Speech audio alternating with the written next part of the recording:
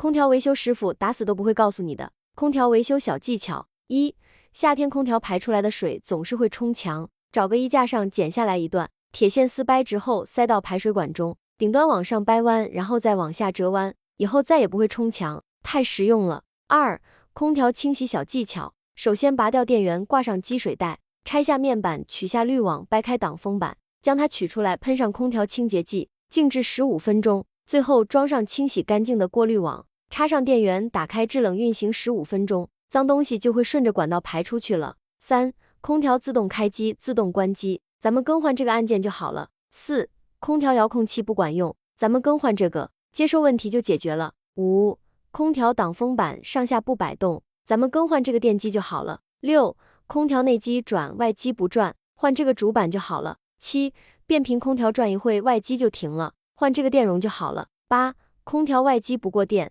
找到这个变压器，把它换上就好了。9、在开空调的时候，内机往下滴水怎么办？首先我们找到空调的排水管，然后用嘴吹一下，如果是轻微堵塞，这样是可以解决的。如果没有吹开，准备一瓶水，然后把排水管放入瓶中，用胶带把口封住，然后这样冲击几次，就可以把里面的脏东西冲击出来。10、你知道怎么开空调最省电吗？温度调到26度，风速开2级，按下节能，一天只要1度电。11、很多人还不知道，其实有的空调操作一下遥控器，就能让空调自动清洁，比如这个格力空调就有这功能。首先我们给它关机，然后同时是按住灯光键跟辅热键一起按，大概得几秒，这边会出现一个 CL， 这个时候家里的空调就会自动清洁了，大概等待半个小时左右就可以了。最后发现空调内机就变干净。12、空调滤网全是灰，水中倒入洗衣粉、白醋、花露水，将滤网浸泡10分钟，